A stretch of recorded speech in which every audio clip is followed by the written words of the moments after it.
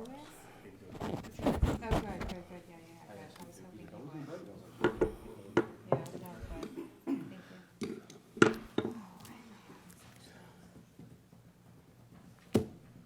She's not looking at me.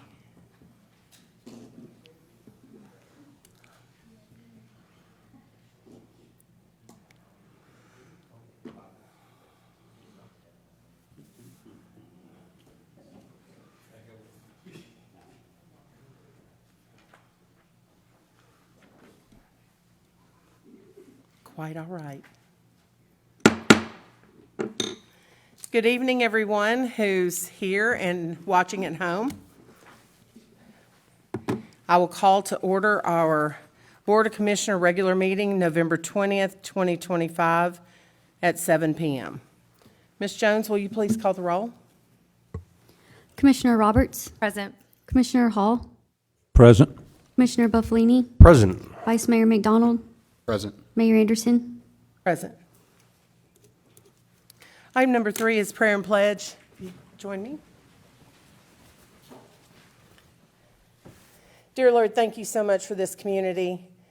Help us as we make decisions for everyone in our community and do the best that we can to honor them and just, do great things for this community.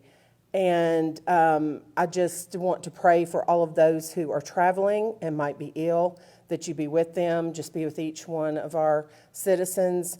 I thank you for our board and our staff.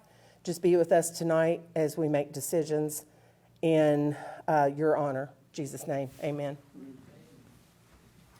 Pledge allegiance to the flag Of the United States of America, and to the republic for which it stands, one nation, under God, indivisible, with liberty and justice for all.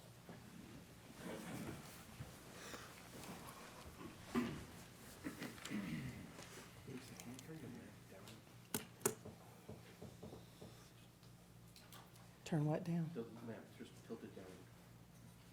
Like that? No, just, Oh, and then, just, yep. There. like that?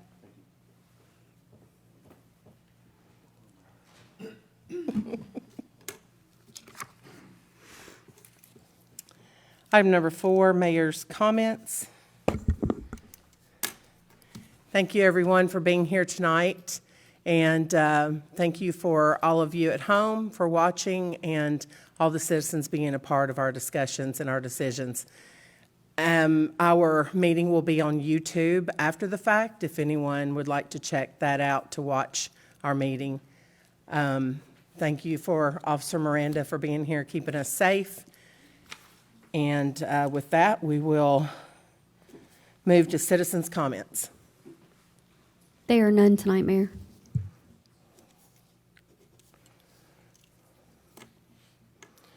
Before we approve the agenda, I would like to entertain for board discussion only. The quitclaim deed for the park property on Highway 96.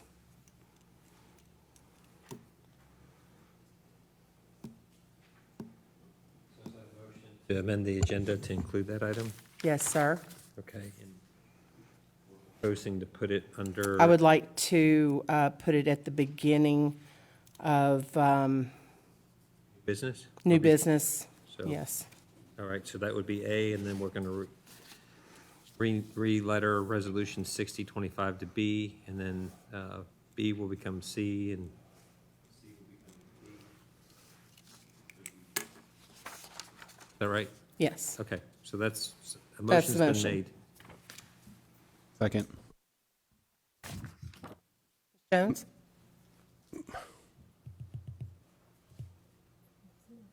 Can I say something? Mayor Anderson, Aye. Vice Mayor McDonald, Aye. Commissioner Buffalini, Aye. Commissioner Roberts, Aye. Commissioner Hall, Aye. All right, so we will, that will be item 11A, new business. Item number 6 is approval of the agenda. Move to approve. Second. Ms. Jones? Commissioner Hall, Aye. Commissioner Buffalini, Aye. Commissioner Roberts, Aye. Vice Mayor McDonald, Aye. Mayor Anderson. Aye. Item 6 passes 5-0. Public announcements, awards, and recognition. A, city events. Mr. Darty. Thank you. Richard gave me a pretty good little sheet to read here. I'll try to get through this. We would like to remind everyone that on Friday, December 5th, we will have our Christmas tree lighting from 4 to 5 p.m. The Christmas tree will be lit at 5 p.m. The Fairview High School Choir will perform at around 4:30, and the dance team, high school dance team, will perform around 4. There will be a local coffee truck on site, and Santa will be on site for free pictures. This year's Christmas tree lighting is sponsored by Comcast Xfinity. We will have our Christmas parade on Saturday, December 6th at 10 a.m. The Christmas parade will start at Westwood Elementary and will end at the France plant on Fairview Boulevard. This year, our Grand Marshal for the parade is Shira Sturm. If anyone would like to participate in this year's Christmas parade, please reach out to Richard Ross at 615-387-6140. Thank you.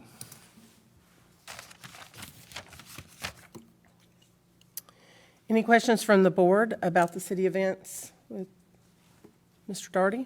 Okay. Item 7B, Natchez Greenhouse presentation.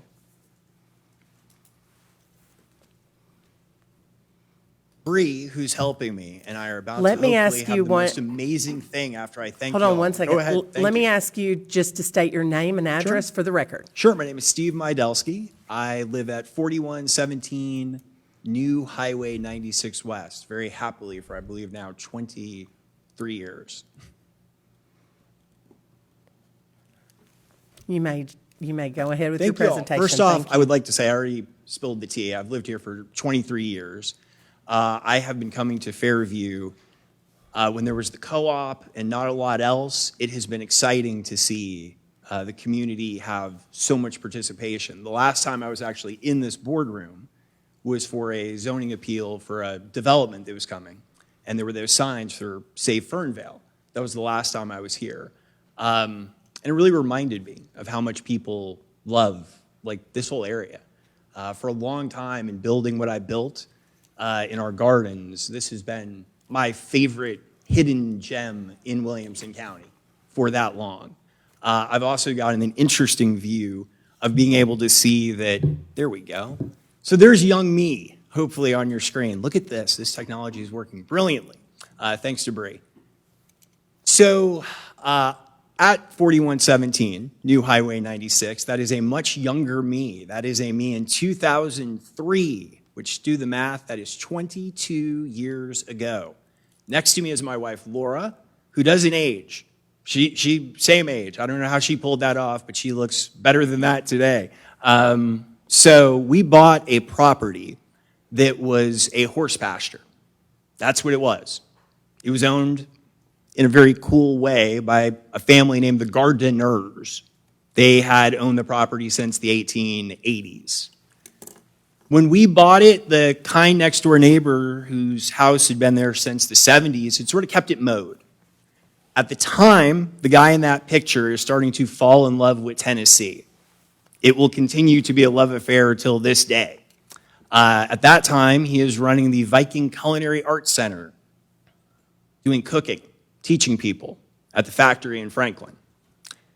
At that point, I was starting to visit small local farms and start to really experience Tennessee in a really unique way. People that had been farming for 5, 6 generations, people who were just getting into it, trying new ways to farm. And what I started to see was 2 things. Number one, I needed to start working in horticulture. So that's what I did 23 years ago. I put down my ability to make a pretty good meal. Now my wife and my daughter had that. and then professionally I went to it.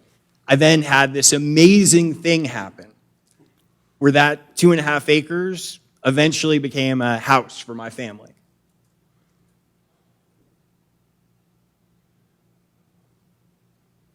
Then, little sneak peeks. I've recently learned that this house on Highway 96 is a bit sort of, has like, people have noticed a couple of times. And in its history, this is at the very beginning, the house was just a house for me. I had just switched to the horticultural profession. The very first thing I did, I was so excited about this, I planted about 30 peach trees to see which would do best. I brought in 29 different varieties of peaches just to see which would work. So then, this place started to mature. This is about 3 years ago or so. So what Natchez Glen was for me was a horticultural studio, which is a fancy way for saying what plants work and what plants don't. And then, I should let some tea slip here, I got into this job professionally of horticulture, and I got to travel the country. I had the longest commute in the world. Anyone that complains about Fairview traffic, just remind them this. I was living there on Highway 96, but commuting to Aurora, Oregon, which is just south of Portland, Oregon. I had found a family nursery that had a 250-acre wholesale nursery that they grew trees. And I was a tree guy. If you have driven by our property in the spring, you have seen Japanese maples because there's a collection of them there. How'd the collection get there? I asked the question about 15 years ago, which one liked Tennessee best? And started bringing them in. So that's what that garden continued to be for me for the last 20 years professionally. Somewhere in a very cool story of life, things like this have begun to happen. So you're actually the first public group that has heard this.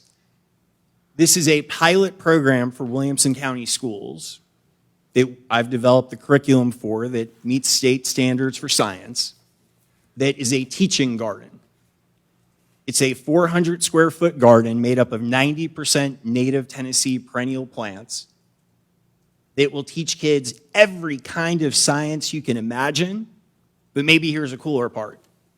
They'll know that Fairview is on a cedar glade, and that where they live is on the outer Nashville Basin. And they'll know that cool wildflower that Grandma used to like is still there, because the garden's 90% plants that are, in one case, endemic only to Tennessee. There's a cool story of the Tennessee coneflower, which is in this garden. So the coneflower of Tennessee, which is Echinacea tennesseeensis, very fun to say and impressive at dinner parties, tennesseeensis, grows only in Tennessee. It's the only place in the world. And there's a variety called Rocky Top. But now let me put on a designer hat for a second, because I get this cool 3-job role that is very unique in my profession. Some of you might hear the word landscape architect frequently. I do what is called sort of the intersection of all of this. I do garden design. I do the daily. The reason I got to the place of being able to do really intentional work is the 22 years of performing at Natchez Glen where we could trial plants. So I could see what worked there, so I didn't have to waste clients' time figuring out that wouldn't work there. And the reason I mention that in relationship to the coneflower of Tennessee is the Echinacea tennesseeensis is super rare in the wild, like in the native habitat of it, the cedar glades, like out by Mount Juliet, Lebanon. However, it loves places like Fairview because we have the same soil. Very little of it. You find a big limestone, you find another big limestone. You find a little soil over here, but now it's over at this angle. What do? So building that garden gave me that hands-on experience that really, I'll give you all the design for this next.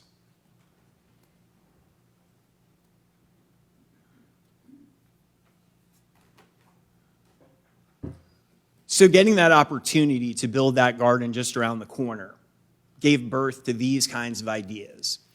Plants live in communities. That's how they live. That's how they've grown up, right here in Fairview.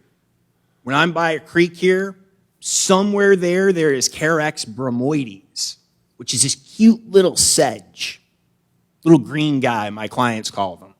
Look, there's one of Steve's green guys in their garden, but also by that creek.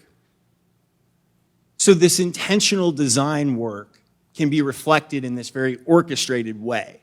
So what you're looking at is the hands-on teaching garden. There's 4 quadrants it's broken up into. So the bottom right quarter is for height. So for little kids, right, how do we start learning? Shapes and colors. So this garden represents those things, short to tall, little communities of plants that grow together. So this knowledge, hopefully, is imparted to kids when they go by a creek here in Fairview. They know that's Carex bromoides, or a little sedge green guy. You know, whatever words you want to use for it, I'm always down with that. But as long as people have that sense of place. So I'm going to share and turn just a little bit, because I think it's important to sort of relate this to the practical, which is very rare for me, by the way. So this is this past March. That is water coming into my crawl space. This is how this relates to governance, in my opinion, professionally. For 20 years, we've lived there. And if you've lived here for 20 years, you might remember the year 2010. I did not have water go through my crawl space in 2010. That event, depending upon which meteorologist and weather chart you want to believe, dropped somewhere between 9 to 15 inches on May 1st, May 2nd of 2010. This event was 2.75 inches of water only.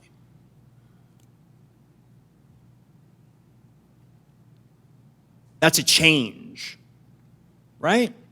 And I have this interesting purview. I sit at this sort of intersection. I have clients that have amazing properties that I get to play on.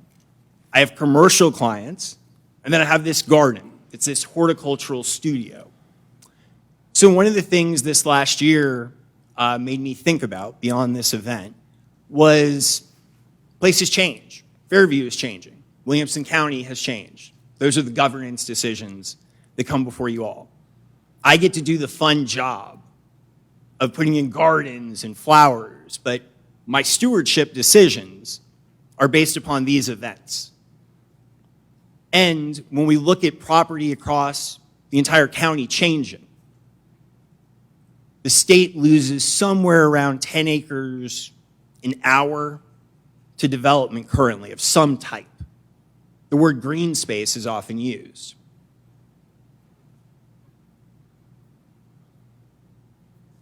So for me, my work is like the macro of the word green space. I walk up to a little space and I go, hey, little space, what plant will hold you best? And then I get to keep zooming out and doing that at the biggest level. Are we on that cedar glade? Or are we on the low part of the cedar glade? And one of the things that's beautiful, I think, about this relationship between landscape architecture that I mentioned, they're the people often that are drawing the lines. We depend upon them to know where a road's going to go, where the water moves to. They draw those hard lines. But that green giant area between the lines, it's called green space, is oftentimes a little bit vague. Right? What does green space mean? Does it mean sod? If it means sod, sod has an infiltration rate of about 2.5 inches per hour. Every acre of sod loses 97,000 gallons in a storm event, as opposed to a curated garden, obviously, or even just an area that's left a little looser, a little easier to breathe. So green space can perform very differently. So for my profession, when I work with residential clients, and we work with a landscape architect. I come in when they're done doing the hard lines. They've done the decisions that get approval from civil engineering. And now I come in, they are stopping at the hard line, and now we look at what green we're coloring with. Are we coloring with the sod that's going to lose all that water and end up on a street? Or do we color with that native sedge? Now, let me also be a blunt businessman with you, which I am occasionally. That house did not pay for itself. I am not wealthy. I was from a very poor family in Tampa, Florida. My wife and I work hard. My daughter grew up here. This place matters to me. So part of what Natchez Glen also has been is how do you steward these good ideas like Little Green Guy Sedge? How do you pay for it? How do you get it done? And my residential work, thankfully, isn't too much different. But mostly it was this place teaching me how to get it done. Because we didn't have the money to throw at it. I was definitely, there's a great phrase I like to use for this, if you've ever been here in any world of your life. I was gardening over my means for quite some time, meaning I was spending more money than I had at different moments, right? And that's no different than when I'm managing the business now for clients. And the point in saying that is oftentimes these kinds of gardening ideas, greening up spaces, putting in native plants, pollinator habitat, it's the how do you pay for it, and then how do you steward it long term. And what I was happy to come in tonight to share is I think you guys are in an incredible position just to start those conversations. With what you do with green space, it brings incredible transparency to the building process. You know, somewhere inside, for me, I'm like a kid who likes to build, right? I like to make things, and I like to make a cool, pretty garden. But I also like to examine the process and how I get there. And slowing down always brings a little more transparency for me, that time. And I face the same pressure that any community faces. I have residential clients who want to get done yesterday. Sometimes it's for like practical reasons because of the bank. But sometimes it's for cool reasons. They're just excited. They just want this thing done. They want to get into their house, right? And they want to get that garden. And many times developers are in that same mode. Maybe it's because of the bank, or maybe they're just excited to open a property. But if you can slow it down with just a little garden know-how, a little stewardship thought, what's the green space actually contributing? Is it bringing water in, or is it sod? There's just densely blanketing water everywhere. So my work is at that beautiful intersection where I can love a place and then feel like we can actually steward a little bit. So I really appreciate y'all having me in here tonight. I also hope for some I have solved the mystery of what's going on at that house. Because over the years we've done 177 rose varieties one year. To find out 7 did really well in Tennessee. That means 170 didn't. Meaning could you grow the rose, like beautifully? Not just like, yeah, it's a rose, but it does okay. But like it really worked. So it took a long time to get to a place for me where I wanted to come and talk to the community, do projects like we're working with the schools. So I appreciate y'all having me tonight. I have some other additional handouts for the board too, but I appreciate your time. Thank you so much. Can you repeat your address for me? Yeah, 4117 New Highway 96 West.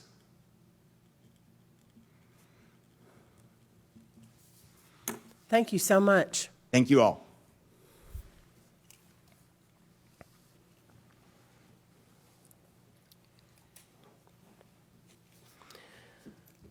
Item number 8, staff comments and monthly reports. A, city manager report. Mr. Daugherty.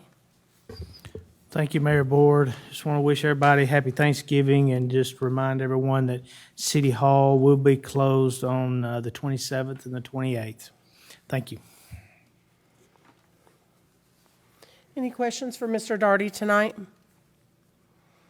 All right. Item number 9, consent agenda. Item 9A is minutes from November 6, 2025, Board of Commissioner regular meeting.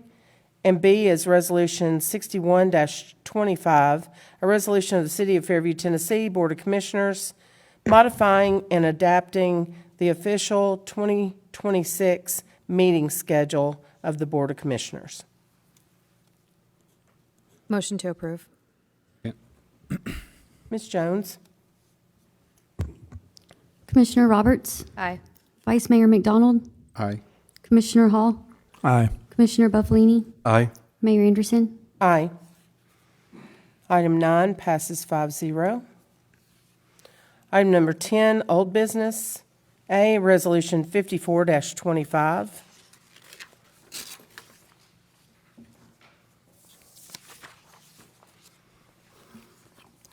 A resolution of the City of Fairview, Tennessee Board of Commissioners authorizing the installation of a stop sign of stop signs on Old Nashville Road at Jones Lane. Commissioner Hall. Thank you, Mayor and Board. A few weeks ago, I asked for this stop sign, and Vice Mayor had discussed the possibility of traffic study, which I agreed with. And so we've not really since had a traffic study, but we've had a engineer, and I think you've handed this out to each. Just a brief history on Old Nashville Highway.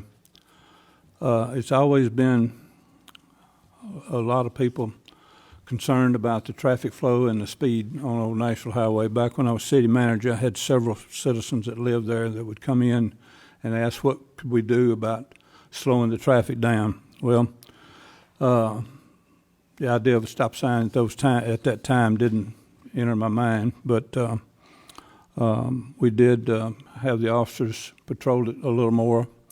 If y'all have noticed through the years, you've noticed the sign that we love our children with the red heart on the thing. So Todd came up with that idea, and I really liked it. So we put it as many rural subdivisions as we could, and many collector roads that we could. And I'd still like to see that done. But since then, I've had more people since I've become a commissioner again that's still complaining about the speed and everything. And now we have 3 or 4 more subdivisions in that area there. So, Curtis, I think you brought all this to us after you've done your research on it. So you got a few words you'd like to say about this? Yes, sir. Thank you. Good evening, Board. Request was made, as Mr. Hall just spoke of, to do an analysis on the intersection of Jones Lane and Old Nashville Road. We requested crash reports for the last 3 years at this intersection, kind of as an initial measure, and the search resulted in 0 recorded accidents at this intersection.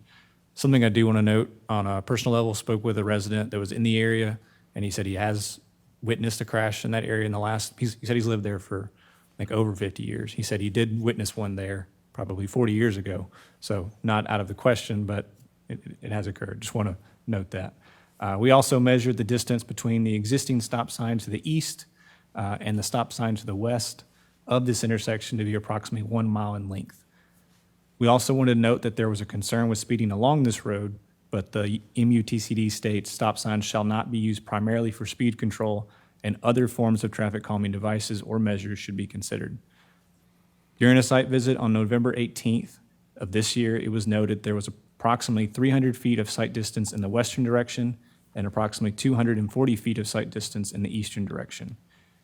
Using AASHTO intersection sight distance criteria, case B for stop-controlled minor approaches, and MUTCD guidance, the required sight distance at 30 miles per hour is 331 feet for a left turn from the minor approach and 287 feet for a right turn crossing. Now, please note that these measurements are typically measured 3.5 feet off the ground and 14.5 feet from the edge of pavement. The field measurements taken were we're done at the correct height, but we're approximately only 10 feet from the edge of pavement. So this would be an advantage in this case, meaning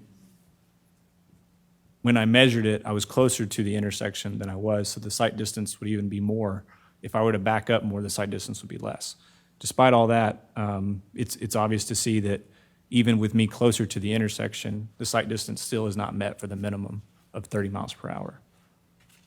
And this is also done in November, so this could be an even shorter sight distance in the spring months when vegetation is the heaviest. So our staff's recommendation, engineering staff recommends that the board authorize the installation of 2 stop signs, 2 painted stop bars, and 2 stop sign ahead advance warning signs at the intersection of Old Nashville Road installed in conformance with MUTCD guidance. Something I want to note on the speed is there are other forms we can use if speed is still a concern after the installation. Still want to state that's not the primary reason for this stop sign being recommended to the board. The primary reason is sight distance issues. Any questions for me? I'd be happy to answer them.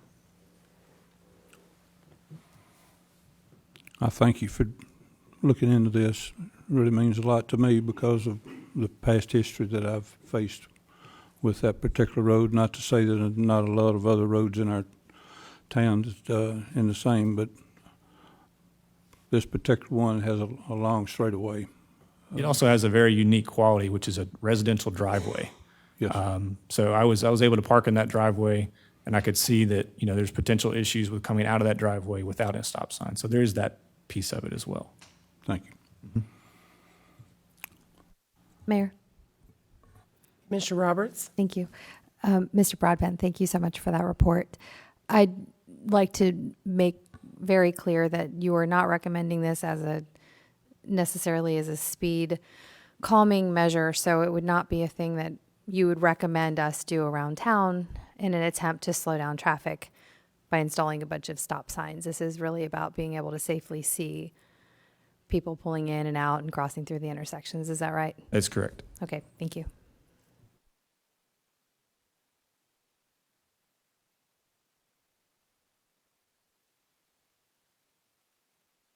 I will entertain a motion.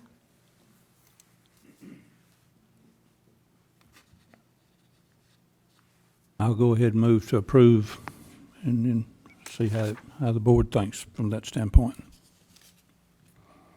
Second. We have a motion and a second. Other discussion on this item? Ms. Jones? Commissioner Hall, Aye. Vice Mayor McDonald, Aye. Commissioner Roberts, Aye. Commissioner Buffalini, Aye. Mayor Anderson. Aye. Item 10A passes 5-0.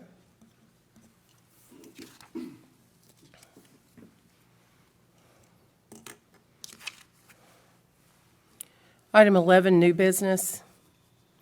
11A, discussion only from the Board of Commissioners on the steps involved in the process for a quitclaim deed from Williamson County to the City of Fairview. The property, 30.3 acres on Highway 96 North, currently the location of the Fairview Recreation Association ball fields. I'm going to start this.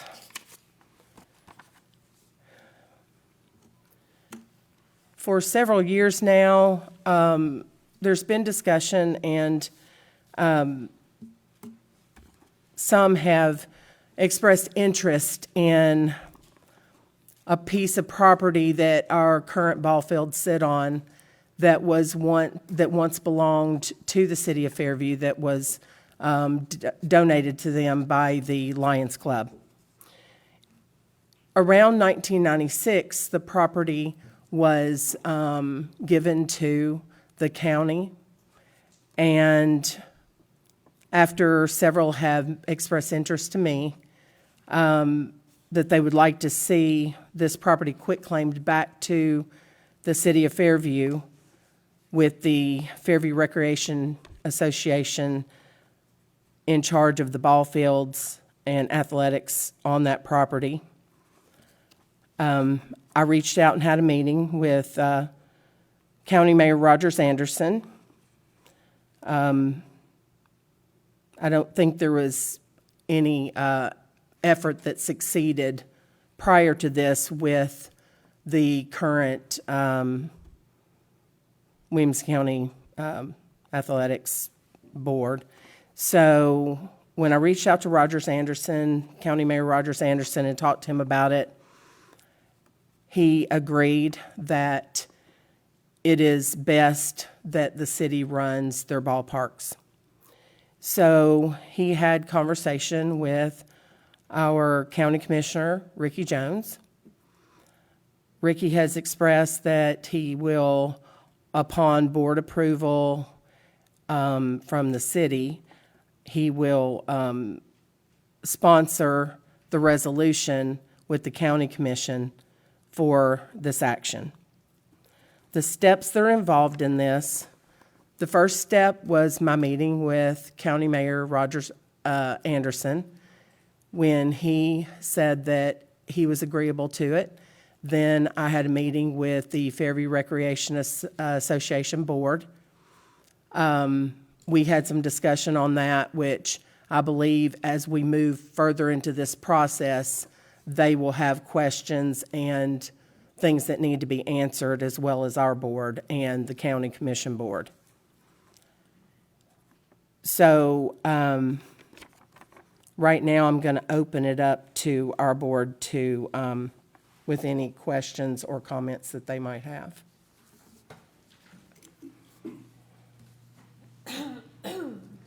Mayor?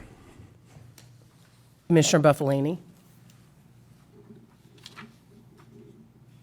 With the operating of the parks, some of the ideas that I had were to continue having the FRA control this facility, even though it's a city-owned athletic fields. It would be still completely operated by FRA, automatic with the first year as an initial term.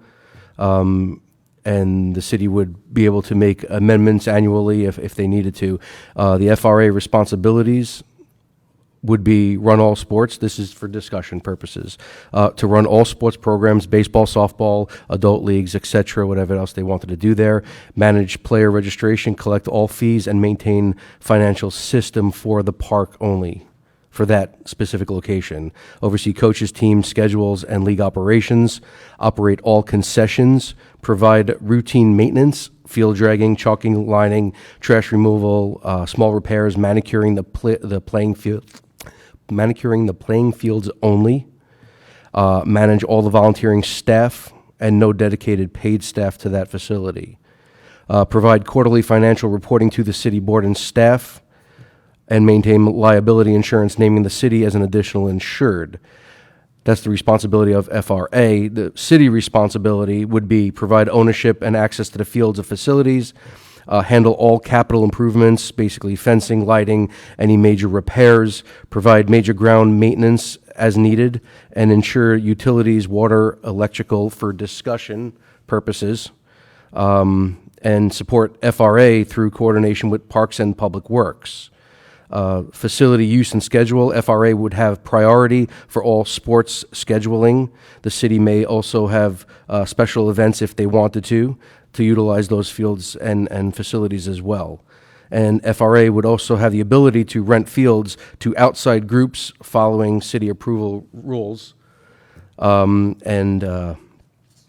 I said, financial terms would, FRA would retain all registration and concession revenues, and reinvest those funds into operations and field improvements.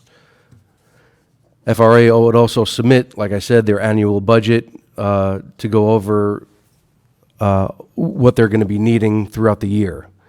Annual financial report would be also to our city manager, and then, like I said, liability insurances, and so on. So those are just some of the things that I looked at as far as operation agreement.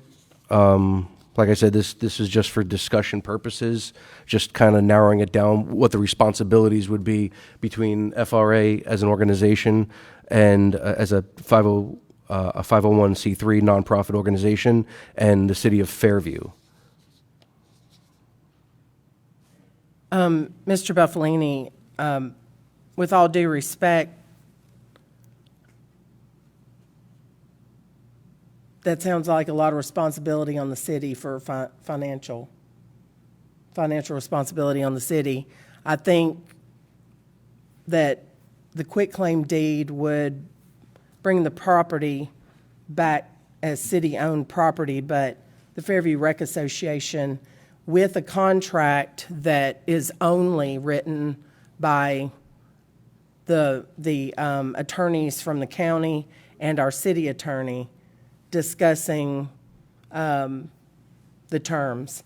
But I see, in my opinion, that the city will own the property and mow the grass, but I would say that the Rec Association, Fairview Rec Association, would run this, we would, as I would see it, we would lease it to them for like $1, like it was done before, and they will run everything that, all the events and athletics that go on that property. Okay, so like I said, this was only for discussion, that's all, just some ideas. So you're saying they would take care of the water, the repairs, the electric, everything? Yes. Okay. But we would need our attorneys to get involved. I've already been in contact with Mayor Rogers Anderson, the attorneys, and Gordon Hampton as far as the process on this. And that's what I wanted to just this is very preliminary, and I just wanted to get it started by meeting with the FRA, bringing it to this board, so that we can just have thoughts about the way we want it to go with this, but it's very preliminary. Because the city attorney and the county attorneys would need to draw something up that we would take a look at and amend if we needed to, and eventually approve. Mayor, Vice Mayor McDonald. thank you. I'm not sure who these questions are directed at. I just have questions. I'm not sure who's going to have answers. So anybody who has that information wants to come forward, feel free. I guess anytime we're personal life or city life, you're talking about buying something, first and foremost is cost. So I would love to know what price tag the property comes with to start. And then if anybody can speak to the annual budget of that property, what it costs the county, what they put into it, what the city or the FRA would have responsibilities over on an annual basis from a budget perspective, that information would be great. Insurance is a big one for me. I'm curious what the policy on that property would run. This might be things that you all have put thought into and have answers on, or if not, working on them. I understand it's the first time we're talking about it, so these answers might not be readily available. And also time frame on this, as far as if it sounds like some of you have had conversations with the county. I have not spoken to anybody in the county about this, but I'm wondering, is there an expiration date on the offer? Anybody have any of those? County Commissioner Ricky Jones, do you have documentation on yes. Here's the operating expenses monthly.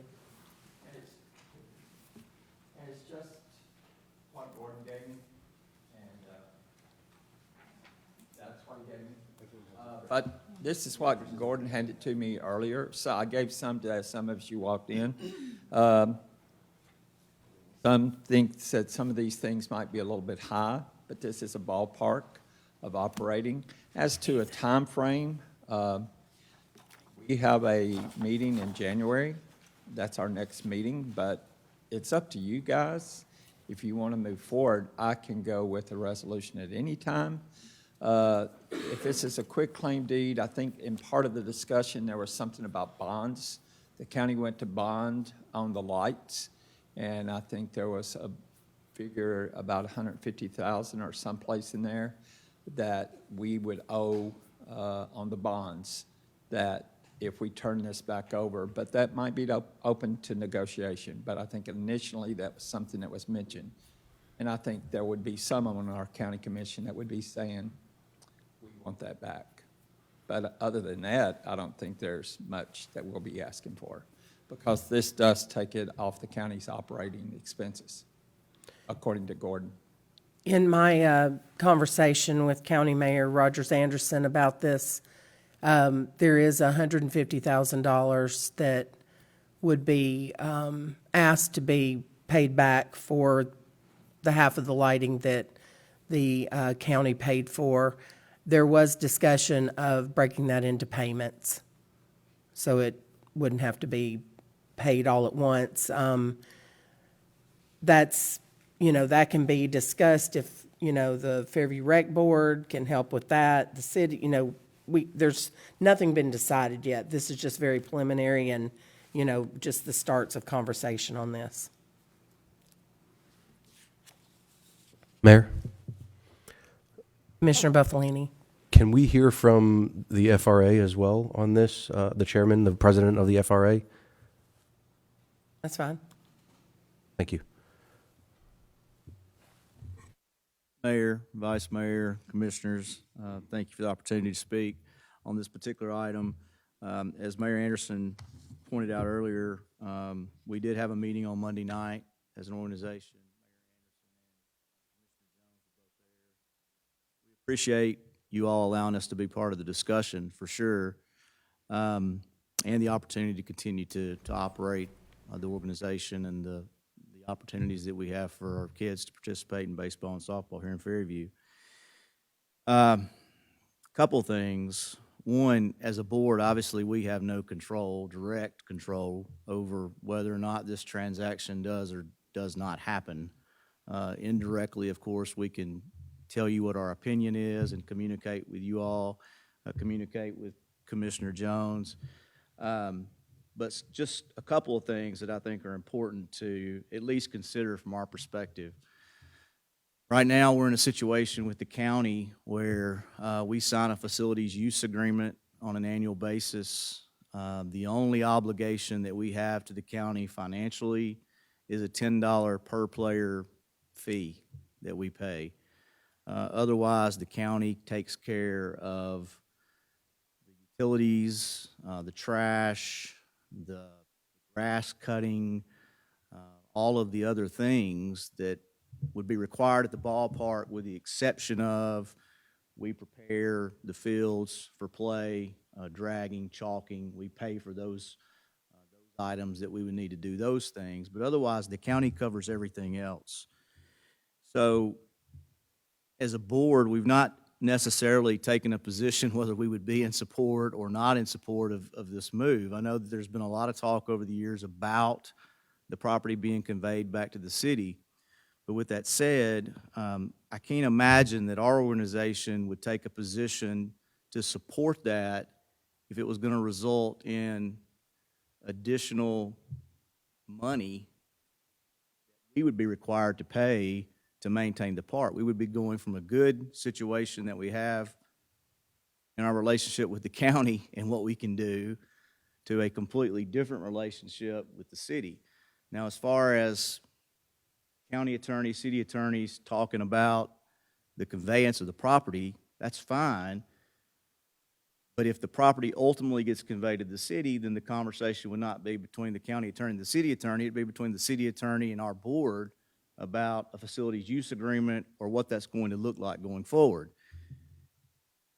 So I say all that to say this: I think as a board, I feel comfortable saying as a board that we would be 100% fine with the city owning the park as long as we continue to have use of the park as we do now, and there be no additional financial contribution that would be required from us as a board.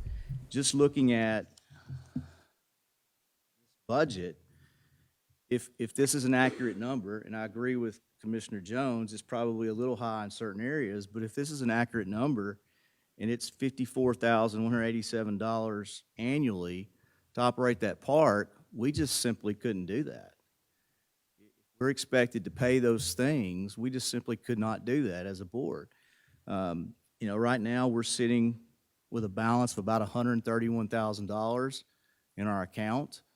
That has been generated through a lot of hard work and 2 big tournaments, 2 World Series that we've had over the past couple of years. $54,000 is more than what we would generate in a spring season for baseball and softball and sign-up fees. So that would have to, we would have to supplement our ability to fund this through concessions or tournaments or other things. We just simply wouldn't have the ability to do it, just with the registration fees. So I think it's great in theory. It's a good idea. I know there's been conversation about the potential for donations and individuals that are interested in making donations to do improvements to the park.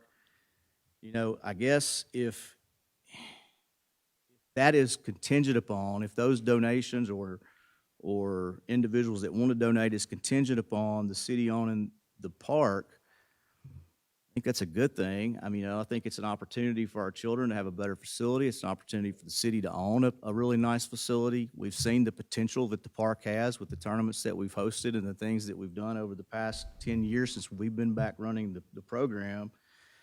But not to just continue to say it, we just simply can't afford and I know this is preliminary discussions, but if it's going to be put on the Recreation Association to pay some of these things, we just simply couldn't do it. In my opinion, not only as a member of the Rec Association, but also as a citizen of Fairview, if the city is going to have conveyed back to it 30.3 acres of prime real estate right in the middle of our town, $150,000 is a small fee for the city to pay to get that back.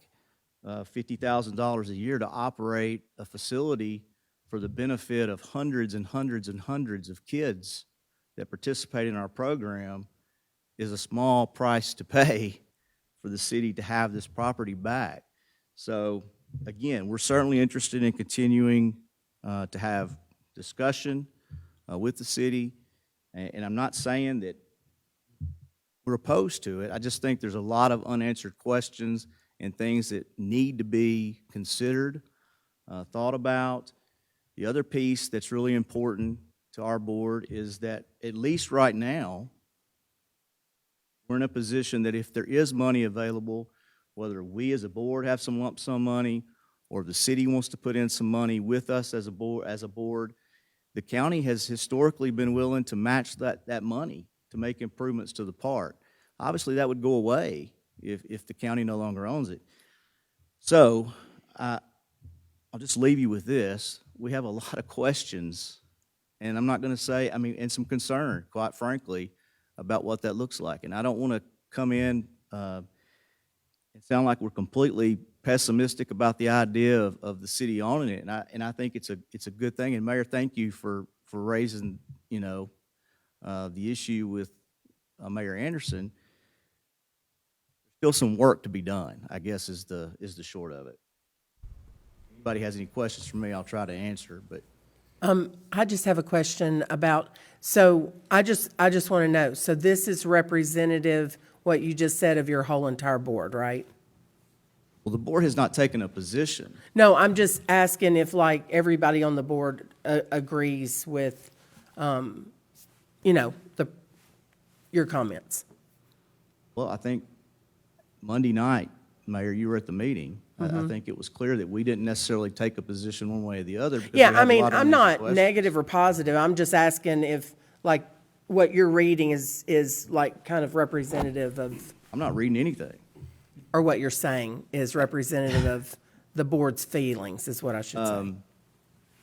That's what I was left with at the meeting Monday night. If it's not representative of what the board believes, there's other members here that can speak to that.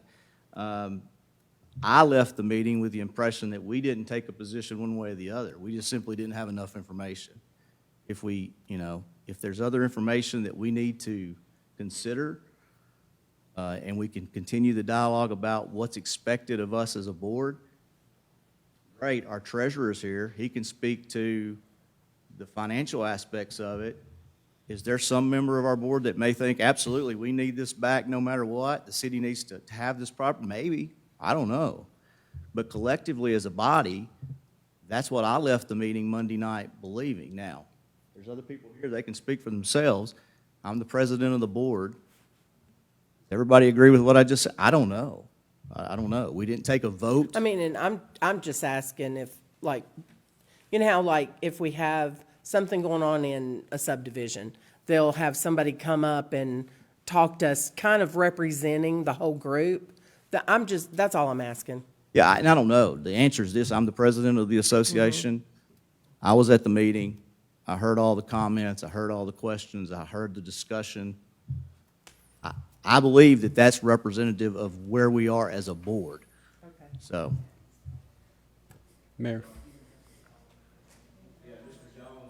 Wyatt Jones just pointed out, who's the treasurer of the FRA, we didn't have this number at the meeting either, the $54,000. Well, I we think didn't know. at the meeting, we asked for County Commissioner Ricky Correct. Jones to get that information for us. Correct, yeah. Yeah. And so we now have that, and that, you know, And like I said, this is very preliminary, so it's not like anybody, I mean, I've just been asked to go to County Mayor Roger Anderson and see how this, you know, how this would look. So I just merely did that because I feel like he does, that if it would work for our 30 acres to be back in the control of the city with, you know, all of the children being able to use that facility. But, you know, I'm open to hear everybody's discussion, so. well, and I mean, the children are able to use that now. I mean, with the county owning the property. I mean, so I don't know that it matters necessarily whether the county owns it or the city owns it. I don't think anything's going to change about, I hope, about the use of the property. And certainly, we're going to continue, we hope, to offer the same programs that we've historically offered. With that said, it has to be financially feasible for us as an organization. And, you know, with in mind that this has been a preliminary discussion, the things that I have heard tonight that immediately caught my attention was the potential or the prospect for the Rec Association to pay some part of this $150,000, which we are absolutely 100% against, and potentially pay some part of this, of the operating cost of this facility, which we don't currently pay. So I can't imagine, as a representative of our organization, why me or any other person on the board would think that's a good idea. Don't do it now. We don't want to be in a Vice Mayor position to have to do it in the future. Any other questions for me? I think I probably have a couple. I do appreciate you sharing that information and speaking honestly on the topic. I do appreciate that as well. So the questions I asked in the beginning, we got the price, 150,000. Time frame sounds like it's kind of open-ended. My knee-jerk reaction to it is we literally asked and they said 150K and it's yours. So that makes me think that they're probably going to be willing to sell this to us at any time that we're prepared to do so, I would think. Operating costs, $54,187 a year. That's the operating costs that come from the county. The FRA, you guys also put money into the park on an annual basis, do you not? Do you have a rough number of what that would look like, just trying to get a total cost? I didn't come with that That's okay. information. I mean, I know It's more, right? It's something. it's something in addition to this, in the form of chalk, dragging the fields, paying someone to do that, just general small maintenance items. And that 131,000 that you said you have in your bank account at the moment, what do you guys roughly see annually come in? In a spring baseball, softball season, registration fees in the $30,000 to $40,000 range. Now, of course, out of that, we have to pay uniforms. Sure. Yeah. You know, that's not net. That's the Right. gross. That's Right. the gross number that comes in. But what I can tell you is with both baseball, softball, and basketball combined, and of course the county pretty much runs the basketball program because we're using obviously county gyms. We pay the county a fee for supervisors, referees, the player registration fee, or the per player, the $10 per player fee that I talked about earlier. But otherwise, they pretty much run things. But all of that combined, we wouldn't net out this amount. Right, To yeah. be able to pay this. So, just to keep it as short as possible for my portion, I'm sure everyone else, I see Commissioner Roberts just itching on that microphone down there.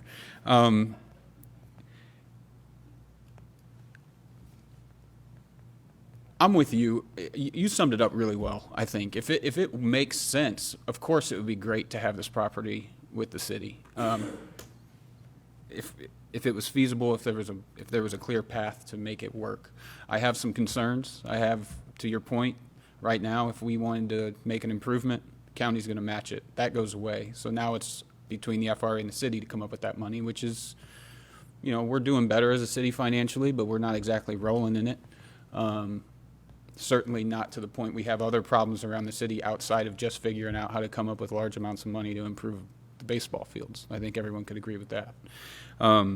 So I guess to the point you made, at the end of the day, what is the level of service? What is the change in the level of service that the community is going to experience if the city owns this property versus the county owning it? And I'm not expecting you to have an answer to that. I think it's just a good question for everyone to ask themselves, what changes? Cost comes to us. It's more cost that the city has to come up with, it's more pressure on the FRA to include some funds, to contribute some funds to that situation as well, which to me, my small little Titans program, if costs go up, registration costs go up. So I think you've got, that's the least of it, right? But we can start there. So you're looking at a situation that we may own it, but the cost for the average kid in the city of Fairview to play baseball might have to increase if the costs for the FRA are needing to be met or whatever budget is put in place. We don't know what that looks like, but I think logically we could all assume that might have to happen. So is that better for the citizens of Fairview? I'm not sure. I also think that we have relatively unbridled access to that park as it stands right now. So I don't think there's not like limitations the county's putting on us, correct? If you guys ask, you pretty much are told, yeah. I've never experienced anything other than, obviously, when you go to make some improvement, there's procedures that you Sure. have to follow, Sure. right? We can't just go out there and start digging or building or whatever, but that would be the same, I would think, knowing Mr. Carter like that too, it would be the same with the city. We would be expected to follow the same sort of procedures, because we're dealing with a piece of property that's owned by the government, Right. right? It's Yeah. just, that's going to be required no matter which governmental entity owns it. Yeah. And I'm echoing a lot, Mr. Crutcher, that you said. I too am not trying to sound pessimistic on this. It might come off that way. I'm not opposed to this. I'm not for this. I'm just trying to figure it out what's best, right? I think we all are. The insurance is another question mark I have. I know the answer to that. Yeah, I get it. And this is probably the first of many conversations we will have on this, I would imagine. So just if anyone knows, and I will do my best to reach out to the county as well to figure that out. If there is, I'm not sure what that looks like. I know as the president of Tri-County Youth Football and Cheerleading, we've got about a $17,000 insurance policy that we have to buy every year for the 14 programs and however many kids that is. $17,000 is a pretty good chunk added on to that, the annual cost of $54,000 that already exists. I don't know who pays that. Do you guys buy an insurance policy every year? We do have a general liability policy that we're required to name the county as additional insured. Yeah. As far as the cost, I don't know exactly what Sure. that cost is to us or what the county, I guess the county is self-insured, so there might not be any insurance Yeah. cost with that. I'm with you. I think it's fair that we don't know these answers, right? I'm not saying it's like shame on anybody for not having this information. I just think it's something that we should probably find out before we commit one way or the other on it. I have plenty more questions that we could get into. I think I've asked enough at this point. I'm sure other commissioners are going to ask questions as well, but I do appreciate you all showing up and providing that information. And again, to all, watching at home here in the crowd, I'm not trying to be a wall here.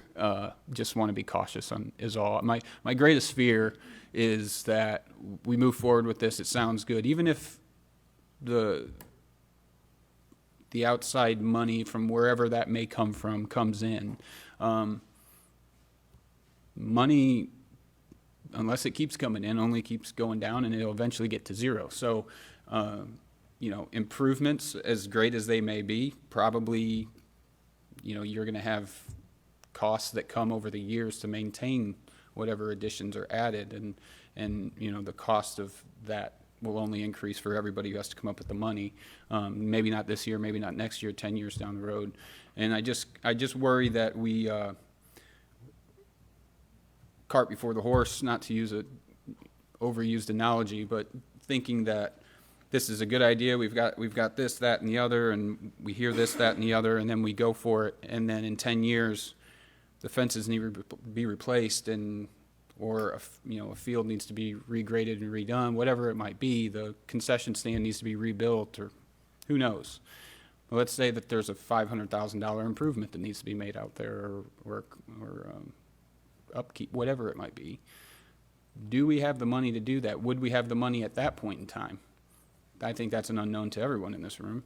And then you get into that situation where we don't have it, and then the level of services provided to the community only degrades, the park degrades, and we're wondering where we're going to find this money. And there's grants, and there's all kinds we can have a long discussion on these things, but just what's rolling around in my head right now. Yeah, and I think, Vice Mayor, I think from my perspective, when I was sort of analyzing this, preparing to come tonight and potentially share what the FRA board's position was, it was that there would be no money, external money. It was just look at this from where we sit right now with I think that's the best way to look at it. I think that's the only way we can evaluate it. Mr. Roberts. Thank you, Mayor. And thank you for being here tonight, Judge Crutcher and board. It's nice to see you all. And I appreciate this conversation. Walking into the room tonight, I was handed a piece of paper with numbers on it that say Fairview Park on the top, and I had no idea what we were discussing tonight. So this is all brand new to me. I don't know if anybody else had advanced knowledge of it, but I had no idea this was coming our way. So this is also really premature for me to say one way or the other. I'm kind of like with Vice Mayor McDonald. We've got to have some conversations and figure out what we're even really looking at. I was thinking while you were talking, what are your questions, right? And they're probably a lot of the same questions I have. So questions that haven't been raised yet, things I haven't heard anybody say. What are the taxes on this property? That's 33 acres, like you said, of prime real estate. What are the taxes for the city on that? So what would that do to our budget with that? That's a huge concern that I have there. Is there any revenue that this would generate in any way? And I don't think that that's up to the FRA to necessarily decide, but for the city in considering whether or not this is something that we can bring in, would we have any revenue coming out of this whatsoever? Why was the property turned over in the first place? And I'd actually like an answer to that. If anybody has that historical knowledge tonight, that would be great to know. Why did we turn it over in the first place?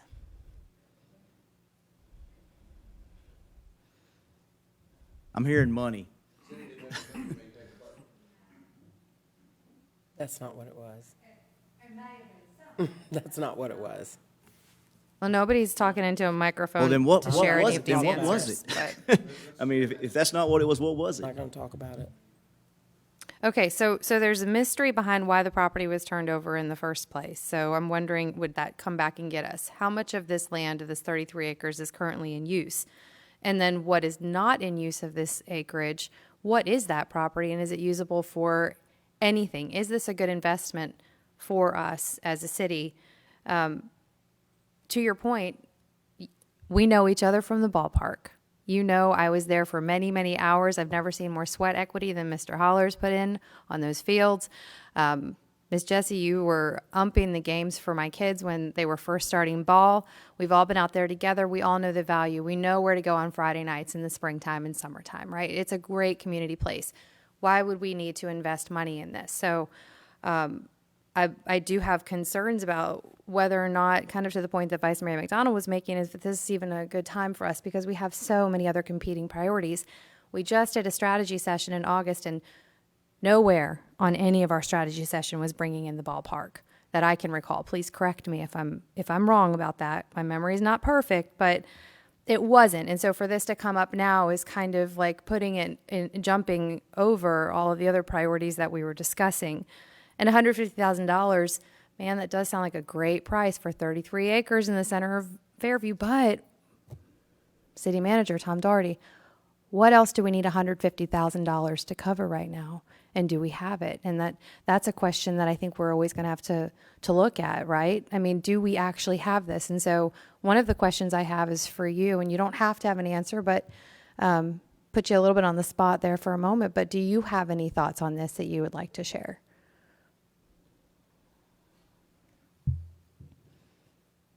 I don't have an official comment. I don't have enough information to make a decision. I think there's a lot, as Judge Crutcher alluded to, there's a lot more questions than answers. There's a lot more, on the one hand, I don't know anybody that wouldn't want an asset, but at what cost, what liability, what all does it entail? Are we really bettering the situation for our kids and our program, or are we hamstringing it and making commitments from the city that, can we really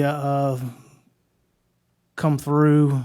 And I don't want to say comfortably, but I think there are a lot of questions, and I don't have any official comment other than I think it needs to be looked at very, very strong. Sure. I appreciate that, and thank you. And another person in the room that I'm going to pick on, he's not even making eye contact with me, but Mr. Greer, our city planner, you may or may not have any sort of thoughts on this whatsoever, and you don't even have to unmute unless there's something you wanted to share, but I'm just curious what our staff thinks of this. So I'm thinking about the other stakeholders that we haven't mentioned yet. Do you want to take a moment to unmute or nothing? It's okay. I mean, I'll let the city manager, I'll just copy what he said. I think, this was obviously added to the agenda tonight for a discussion purpose. I think our staff as a whole would need to look at this property and look at the maintenance requirements that we would have to work through as a staff before providing an answer.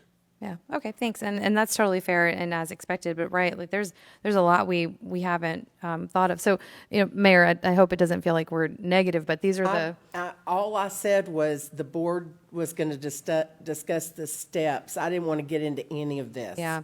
Well, we've got to lift the lid off. Well, we know we're televised and people are at home and, we're and listening to this. So they're going to have these kinds of questions. And I'd like to hear from them too, probably. I think this should be an open conversation that we try to bring up for people at some point. And again, kind of like what Vice Mayor McDonald said, I've got other questions listed we're not even going to get into tonight. And I think that this is just now becoming repetitive of everybody saying we've got so many other things to ask. But I would really love to know, before we even dive into this too much further, a nice examination of how city-run parks are operating in other places that are similarly situated, to give us an idea of what we might be getting ourselves into. I think that would be a really good first analysis to run before we even go too far down the road. Thank you. Mayor.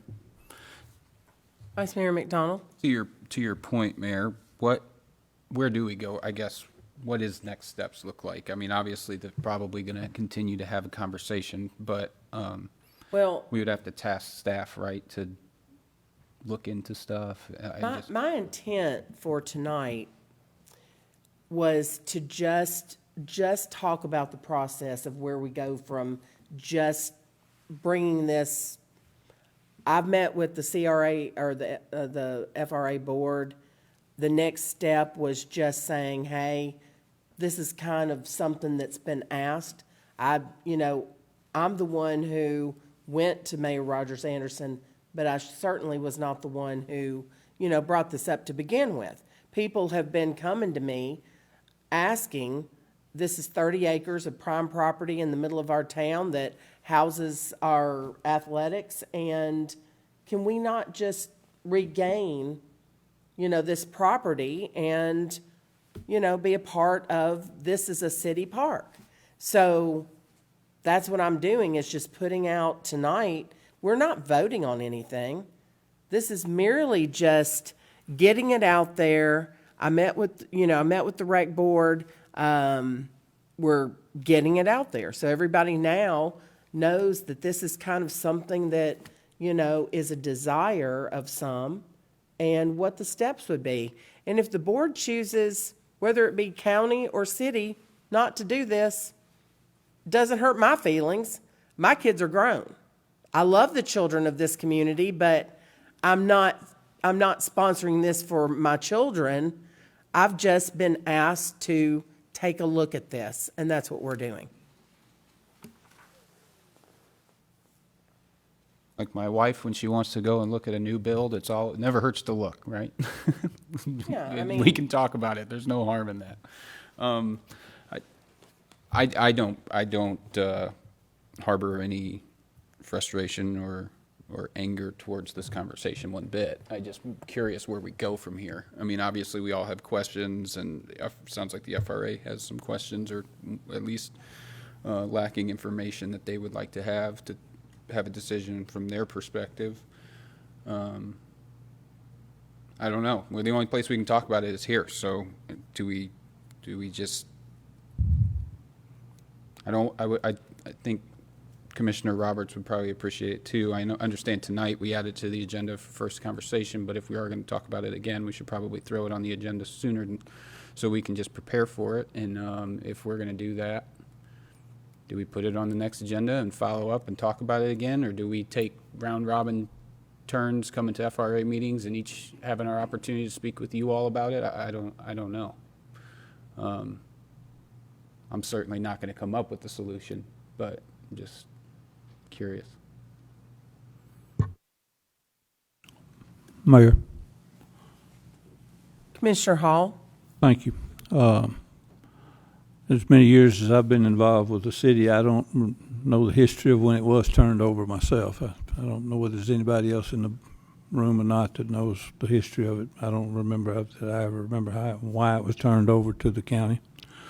But one question I do have, the wooded area around the backside, is that all considered part of the 30 acres? That is part of it too. So that's what my question was.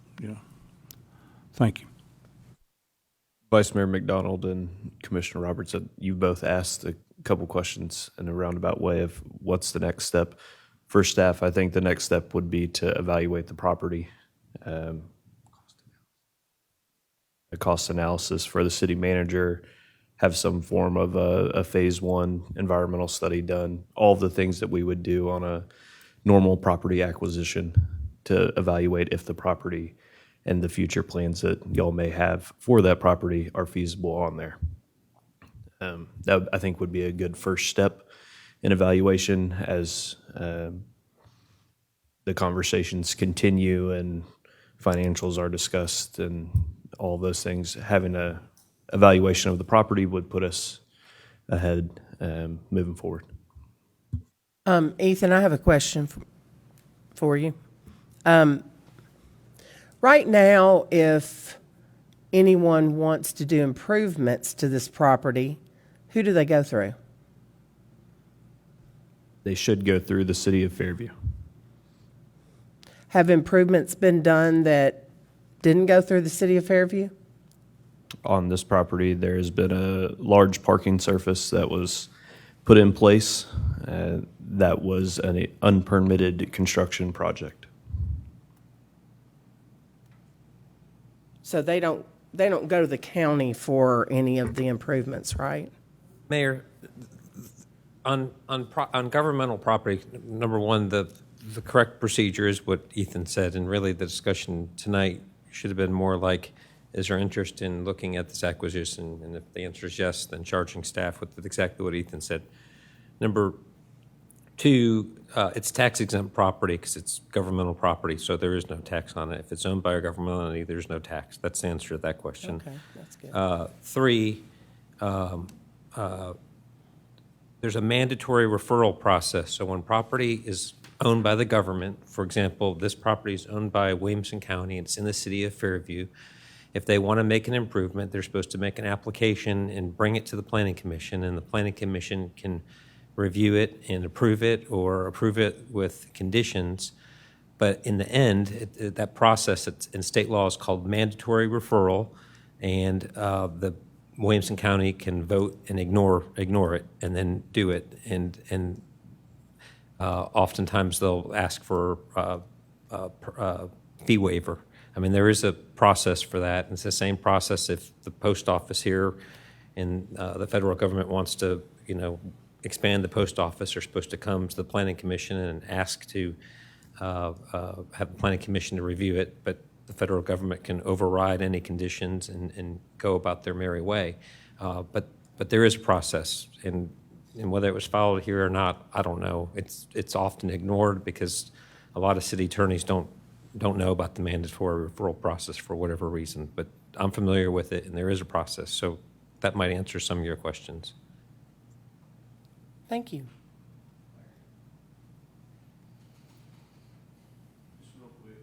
The property that's in question about the parking lot is actually not this parcel of property. It's the Lions Club's parcel of property that would not be on this 30.3 acres. Just wanted to clear that up as far as the parking and the stuff that Ethan was speaking of.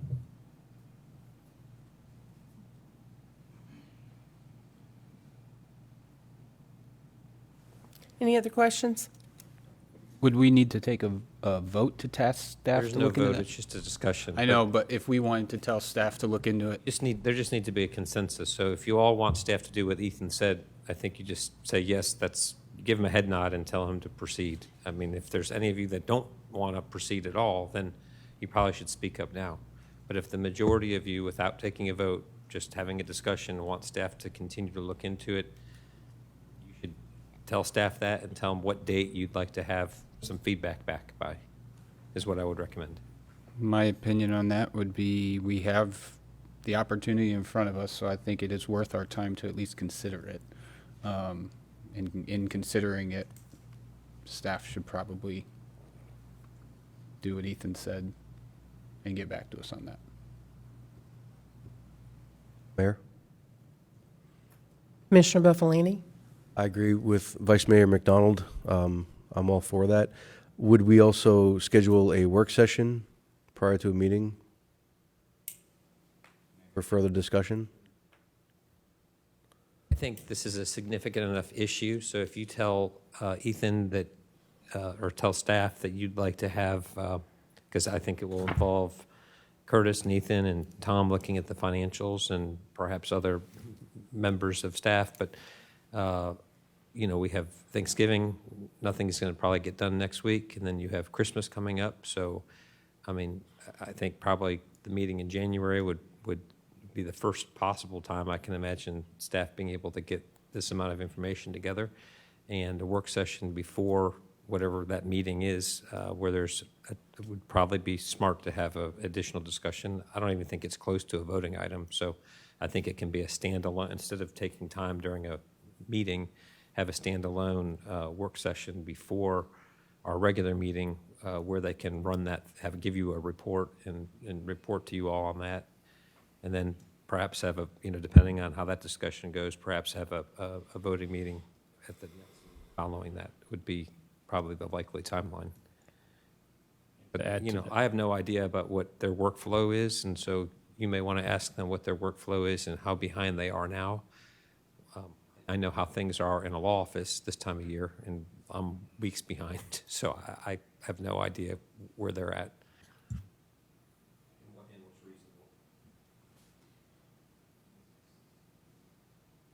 In addition to that, I think it would be immensely helpful if, it sounds like there's a lot of questions that want to be answered. If we could perceive a list of those questions, that would help immensely with targeting what kind of data we need to provide and financials, engineering, planning, things of that nature. So What I would do is route those questions to Tom's email, since staff is his, and he can then route the questions to particular staff members, divide them up into whatever categories they fall into, is what I would suggest and recommend. Other members of the board may not agree with this, so I'm open to that for sure. But it seems to me that before we invest an awful lot of staff time and resources on people that are spread thin already, and whatever costs are associated with doing the environmental study on it, that we first just do even an economic feasibility scan on this with all of our other priorities, because if that could be a stopping point, then there's no sense in going down the road with all of the other administrative burdens that we've discussed.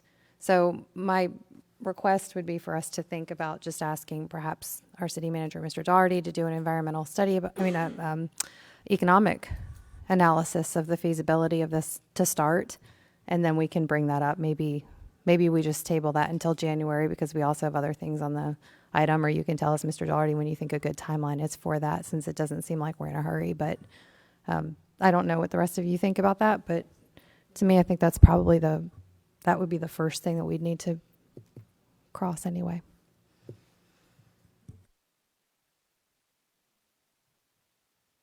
Mayor, Commissioner Hall?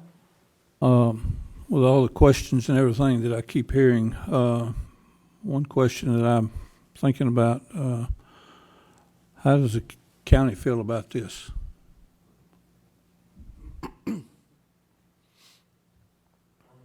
What I understand, the county will work with whatever you guys want. If you want the park back, I'll sponsor a resolution.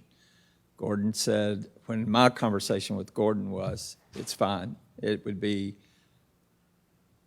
something off the county's plate when it comes to operating expenses. Thank you. Thank you. Commissioner Jones.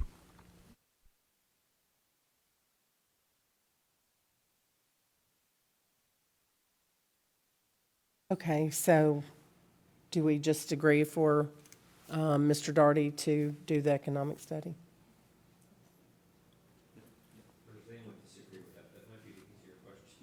Okay. Speak up now, but I do think if there's concerns about the economics of operating ball fields, that I think that's a common sense place to go, and unless we're going to do it to a full-fledged review of the property. And as Commissioner Roberts said, it sounds like there are concerns about the economics, and Tom can probably get to that much quicker and report on that. I'll have to speak to what his workflow is, because I really want to. I believe January 15th, or I don't know the exact date. I know we have one meeting in January, correct, Rachel? I believe that's sufficient time to pull everything together. Thank you. Item 11B, Resolution 60-25, a resolution authorizing the City of Fairview Fire Department to participate in the James L. Richardson Driver Training Matching Grant Program. Is there anyone, I don't see Chief, is anyone, Yeah, are you going to? Okay. Yes. Mr. Doherty? Thank you, Mayor, Board. This is a very small grant. Yeah, I think it's right around $200. It supplements the law that we have to, all public safety employees have to have their driver's license verified and make sure everything's up to date. And this grant helps pay for those services. And it's just through our insurance carrier, Public Entity Partners, and we've done it several years now. Motion to approve. Second. Any discussion from the board on this item? Hearing none, Ms. Jones? Vice Mayor McDonald, Aye. Commissioner Roberts, Aye. Commissioner Hall, Aye. Commissioner Buffalini, Aye. Mayor Anderson. Aye. Item 11B passes 5-0. Item 11C is for discussion, Parks and Landscape Board action items. Commissioner Roberts. Thank you, Mayor.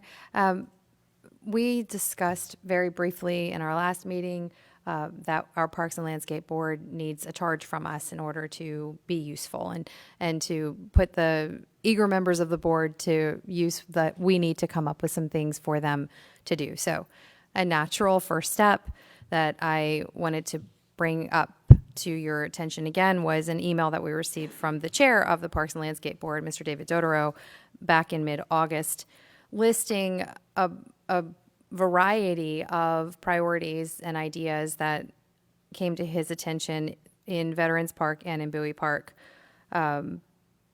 that would potentially be great places to get the board going. So I wanted to refresh everybody about some of those priorities, unless you have the email in front of you and you don't need it. But I think just for the sake of laying the record, maybe I'll just quickly summarize. In Veterans Park, the idea for a pier, a sidewalk, pavers for the flagpoles, with some of them being engraved as a fundraiser, and finishing up the basketball goal. And at Bowie Park, work on trail erosion, adding some shade trees around the playground, adding no smoking signs, a digital display in the front entry to replace the current sign, increase parking by the playground, and restriping the parking lot by the nature center. And those are priorities that they raised up to us, but the board may have some things that they would like the Parks and Landscape Board to consider also. I was fortunate enough to attend a meeting back in, I think it was July. Commissioner Hall was not there, and so I enjoyed a really great conversation with this group, and we had just instated new members. They're really eager. They've got great knowledge, and I'd love to be able to give them some things to do that can help the city and help this board with the work that we are doing. So at this point, I'd like to open it up for any thoughts and discussion from the rest of the board. Mayor? Commissioner Buffalini? I know that the chair, David Dodaro, is here right now, if he would like to comment to any of this.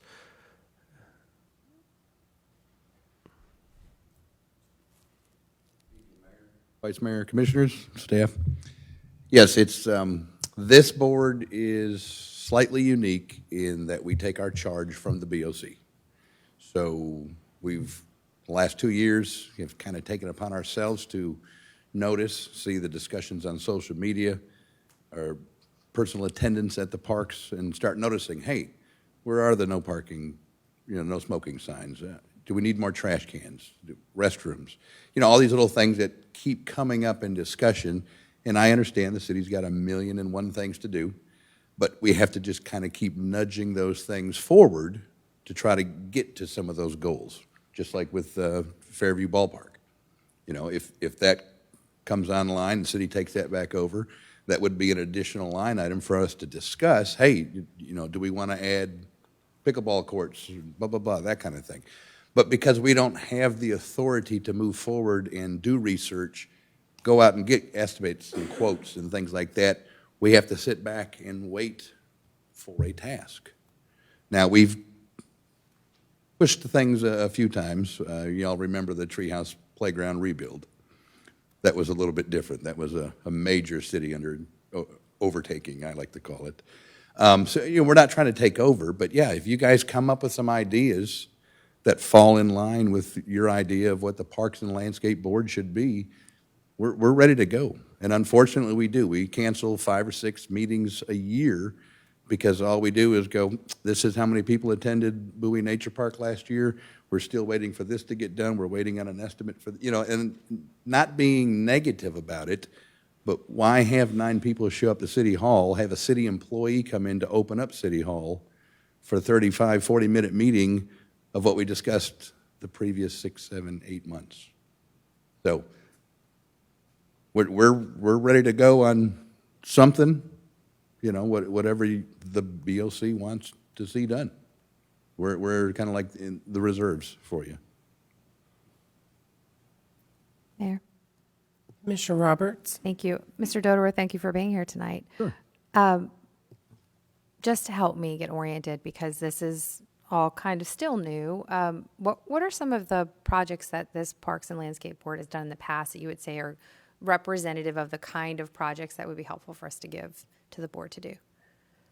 other than initiating the fundraising and research, design, cost estimates, whatever it's called when you find out that a company is in the county acceptance to be used as a vendor.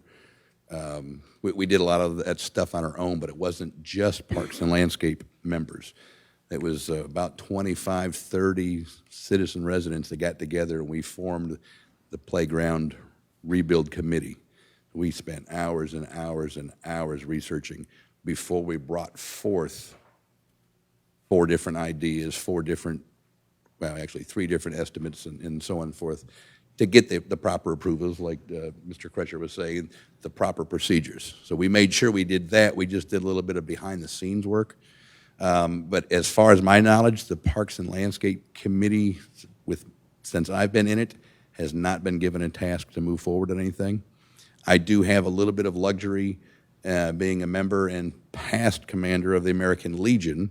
So as an American Legion member, we have a little bit more interest in the Veterans Park, and we've moved forward with acquiring designs and some cost estimates and stuff for some improvements over there, but not to step on the city's toes or staff's toes. You know, we're just looking around the flagpoles and something like along those lines. But again, we're going back to the proper procedures. Hey, you know, city, this is what we'd like to do, this is what we think it'll cost, you know, that kind of thing. But as far as the Parks and Landscape Board itself, I don't know of any tasks that they've actually been given. In fact, the board was not officially approved by the city until last year. There's a little bit of paperwork mishap. Mayor, I want to interrupt on that for a second. Commissioner Hall?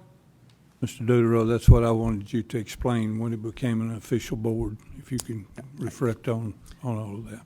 Yes, Mr. Commissioner Hall. I don't remember the exact date at the moment, but when I say we, the current board, I've been on it now about a little over 2 years, we sat down and go, hey, we don't have rules and regulations. We don't have guidelines. Hey, we've never been officially recognized. That means the BOC never fully approved the Parks and Landscape Committee, board, whatever, whichever you'd like to call it. So we had to sit down with city staff and go, hey, if the BOC wishes for us to be here, we need to have this approved. And it took a couple weeks, and that was approved. I don't remember the exact date. But in all honesty, the board was there without approval for many, many years. It's just one of those things that kind of slipped through the cracks a couple years ago and never was officially recognized. And we're all volunteers. There's no monies being spent other than using city facilities for the meetings. Mayor?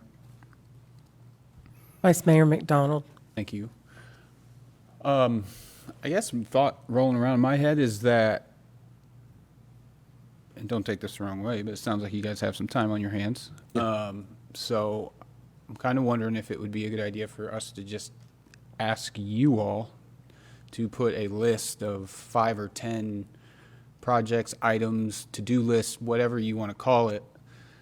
You guys have a better working knowledge of the parks. We visit the parks, but by no means, it's not my background. I'm no expert. I know that there's a lot of qualified people that serve on that board that have backgrounds professionally in the realm of whatever parks is, whether it be arborists or whatnot. So I think it would be a good idea for you guys to just take inventory of the parks and say, hey, these are some things that we need to get done. Maybe have a wish list of some things that are going to take some substantial financial backing, and then some things that these could be knocked out relatively easily. Not saying that they're free, but they're just not going to need, we're going to have to find a grant, right, to figure this out. It's not a $150,000 project. It's a $10,000 project or something like that. I think it'd be a good starting point. And then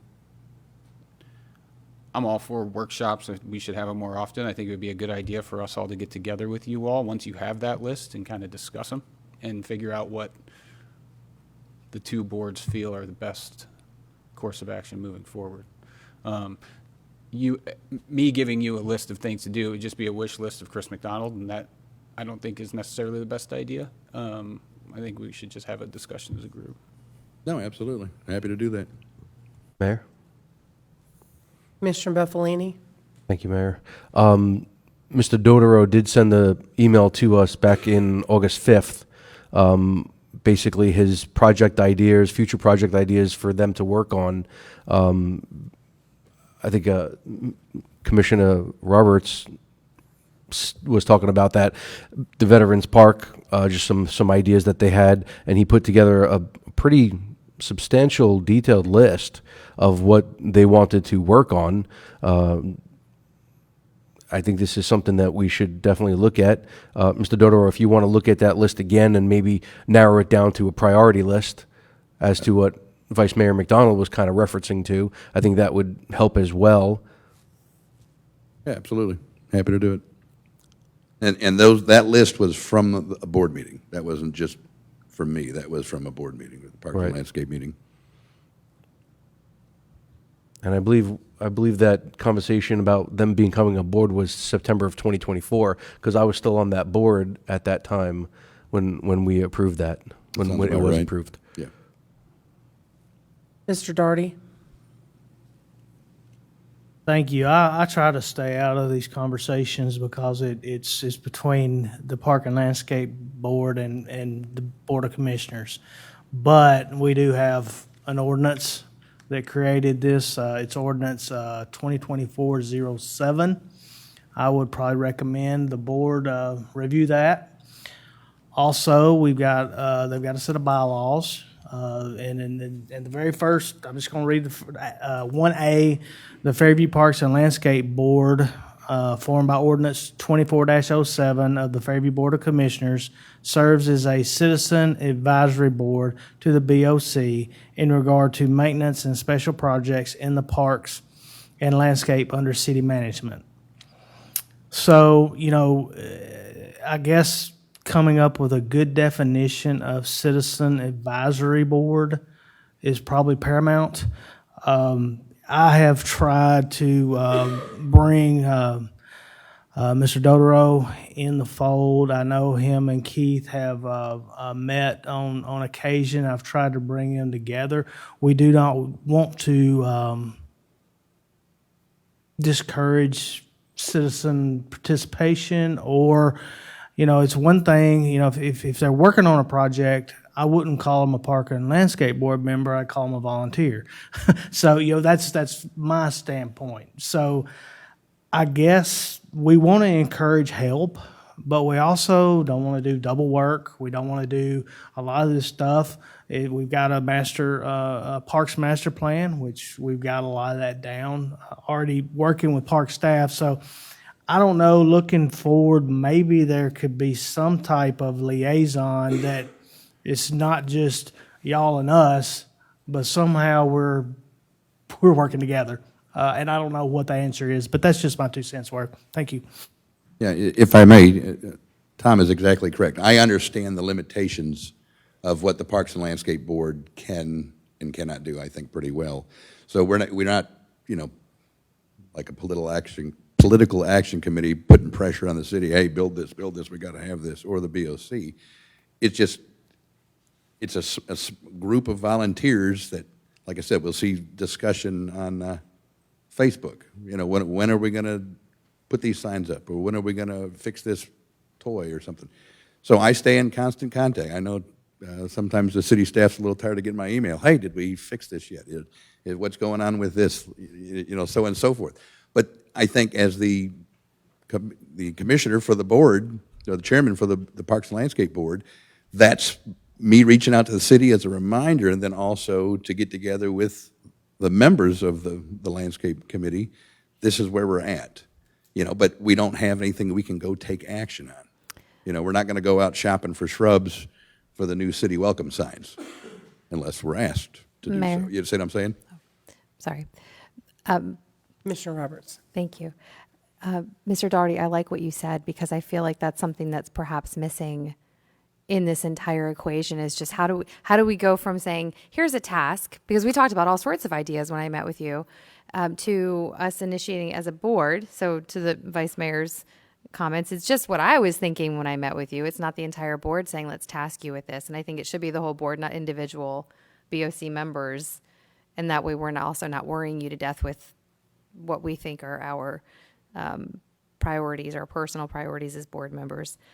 How do we set that up? And then how do we get it from their recommendation back to us to something like the park staff implementing, or us getting some kind of an RFP going, or a grant proposal or something? So I think that's the piece that we probably need some help with. I think that's why this isn't really flowing, because we are missing that connector. A good connector would just to have maybe a quarterly visit to BOC meetings from a representative from the landscaping committee to just allow for more open discussion between the two of us. I understand that we can attend your meetings and Oh, yeah, absolutely. and that Sure. It's one end at of a the- time, but it's best, when, just like we have other department reviews. I mean, and you look at other committees, right, or commissions around city. Planning Commission makes recommendations to this board all the time. I don't see any harm in the landscaping board making a recommendation to this body that, hey, we've identified a need or an issue or whatever it might be, and then we just say yes or no, right? Absolutely. But I guess at the end of the day, I don't want you all waiting around for myself to say, hey, go do this. Like, I would prefer you all, who have a more intimate knowledge of our park system, come to us and say, hey, we noticed this. We would love for you guys to look a little deeper into it and give us your opinion. I think our park staff is so good that there's not a whole lot we have to come back to the city with and go, hey, you missed something. You know what I mean?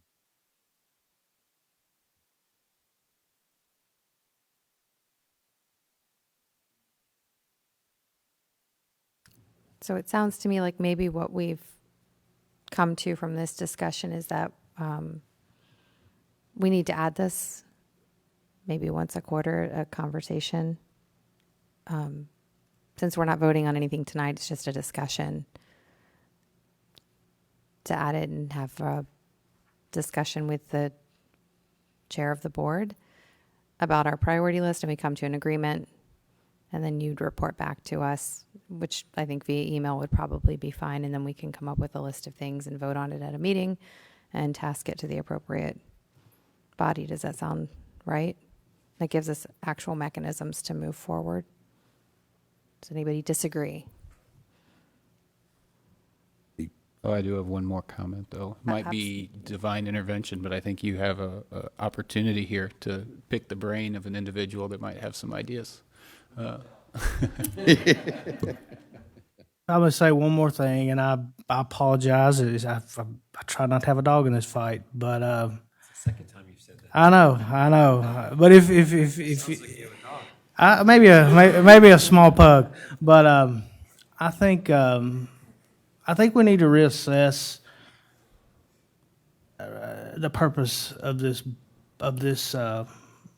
committee, and I think if there was a way to work closer with staff, I don't know why the BOC wouldn't reach out to staff, why they would go to this committee over staff. I don't understand.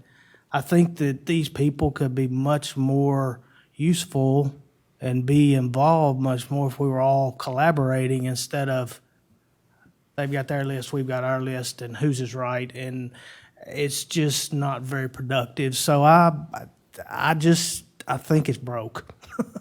And I think it probably needs to be. I want to support volunteerism, support people's ideas, support people wanting to help. But it's just sometimes it conflicts with we're working over here, and then these lists come out, and it looks like we're not doing anything. We've already accomplished a lot of those things on that list. So it's kind of counterproductive, and that's just my.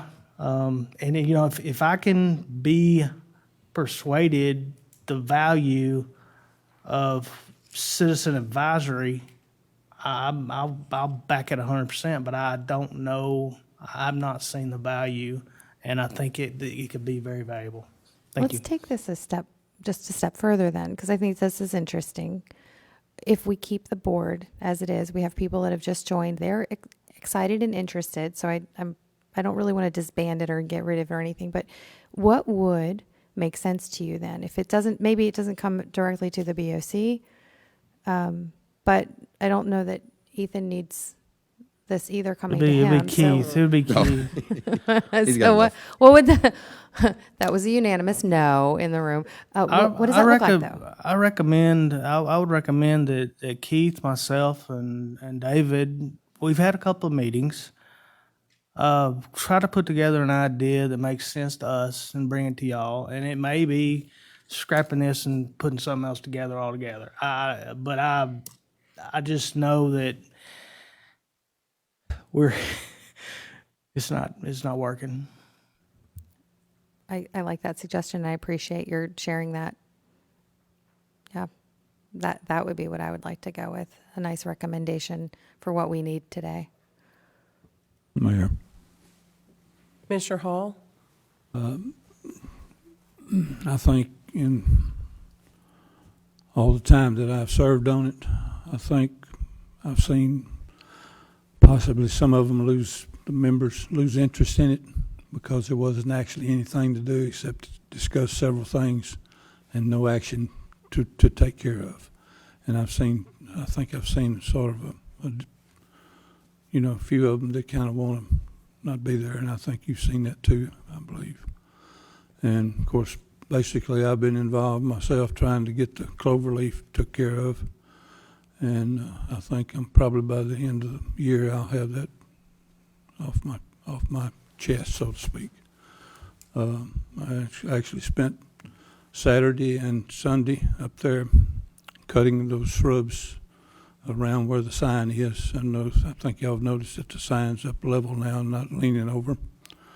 And also met with Dan DeWillis, who is a member of that board that works with Cheekwood, and we've gone over the plans. As far as the trees that are needed to be, and I will be getting with Public Works. This is per Mr. Doherty. That's who you would like to see take charge of getting them planted and everything. So he'll take care of it from there. And I've got the list for Todd to take over and get those planted by the end of the year, hopefully. If we get enough rain, that'll be better for them to plant them. So this is a proper time to do that. But the other thing, as far as where I cut all those shrubs back and got out all the rest of the dead trees and stuff that was in there, I'd like to see that raked out, weed eated around real good, and I'll probably take care of that myself. And I do have permission from the state. I'm the one that took charge to get that permission from the state. And then Mr. Doherty has an email from the state also on that. But I'd like to see that particular area spruced up with mulch and stuff like that to make it look better right around the middle there of that clover leaf. So basically all I've been able to do is give you an upgrade, but that's the best upgrade I can give right now because I'm just about through with processing that through. And if I needed help, I could call on you. That's the reason I called on Dan DeWillis. He's a good person too, a good knowledge. I just wanted his professional advice there. Thank you.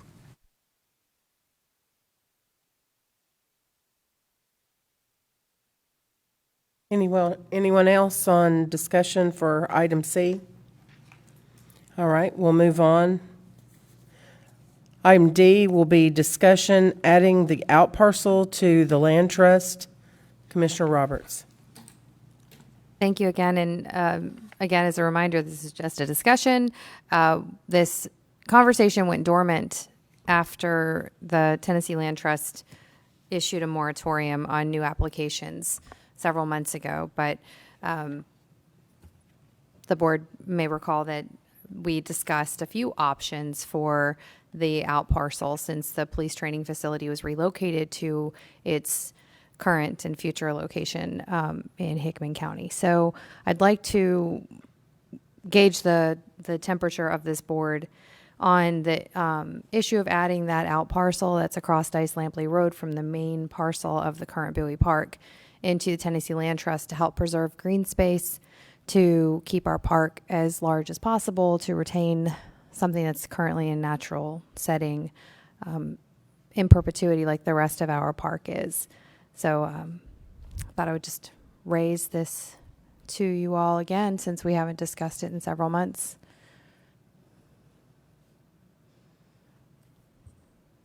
Vice Mayor McDonald. Thank you, Mayor. Let's jump in, get my comments out of the way, and then listen.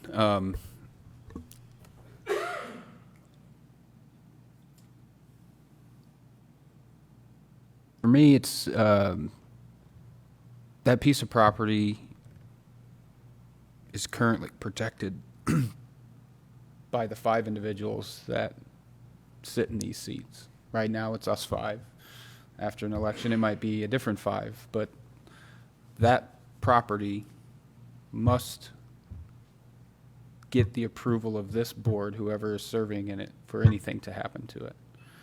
So I think that, in a way, is protecting it from just something random happening to it. That being said, too, I think putting it's on the other side of the road, not being in the trust leaves this board options for whatever those may be in the future, whatever needs the city may have. It leaves options there. I think the sensitivity of that property is always going to garnish community input and approval at the end of the day, or face political suicide, as we've seen every time that conversation comes up. It's a dangerous one. I'm not sure if I understand the need for it to be in a trust. I think it's protected property by this body has the final say in what happens to it. Putting it in a trust just limits what the city could potentially use that property for.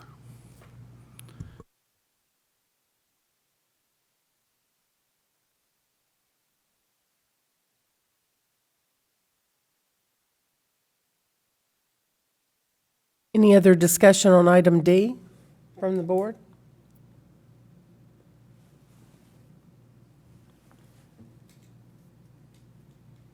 I will just respond and say that I will take your comments back for a little bit of additional resource. I do have some things that I could say, but in the interest of time and conversation later, I won't. I won't go into it tonight, but that's helpful. And since nobody else seems to have any comments. Oh, you have comments, Commissioner Buffalini? Sorry. I do. It's okay. All right. Mayor? Yes. Commissioner Buffalini.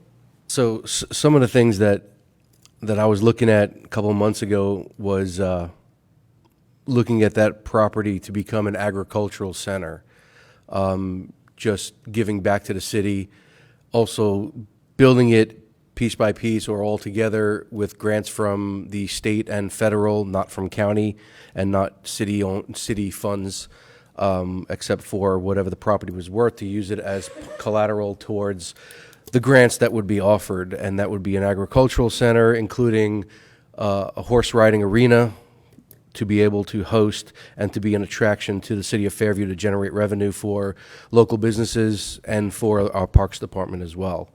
So just looking at that, I think that would be a great addition. I'm not going to step on anyone's toes or anything else. Just like all the board members, we're all open to ears and suggestions. I just don't like seeing what that piece of parcel is being used for right now. Just basically a carcass site and not to the potential that it can be used. I don't want to build any buildings or skyscrapers or anything like that there. I want to make it beautiful agricultural center, have a compost facility over there, have a garden center, something like they would, Natchez would like to do. I think some of those ideas would be great for our city to explore.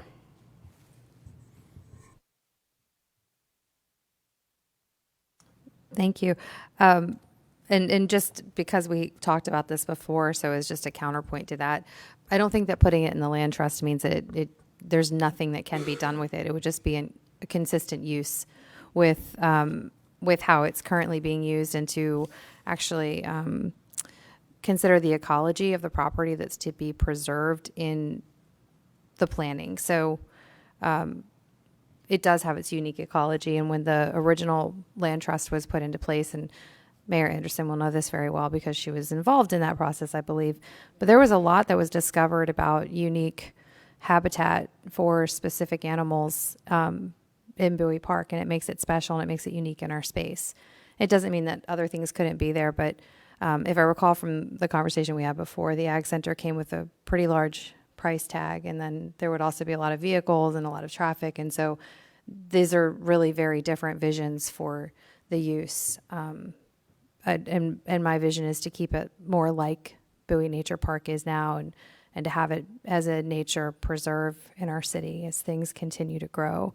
So even though I said I wasn't going to respond, but to Vice Mayor McDonald, just really briefly, just for that, this BOC protects it, but we came very, very close to having it turned into something very recently that wouldn't have been consistent with the rest of the park. And I've been pretty clear that I would like it to be consistently used with the rest of the park. And I think there are a lot of people in Fairview who also share that opinion. And so I'm raising this again because I'd really like to have us consider protecting the ecological value of the land that we do have, especially as we're watching more and more development come in.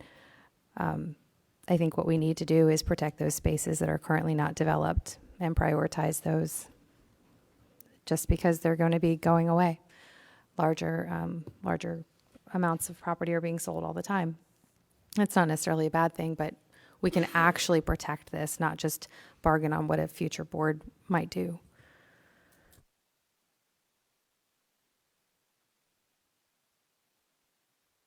Anyone else? Okay. Item number 12 is roundtable, Mayor and Commissioners. Commissioner Hall? Thank you, Mayor and Board. Just want to thank all the city employees and thank everyone that's here tonight. Appreciate y'all coming and expressing y'all's opinion tonight. Thank you so much.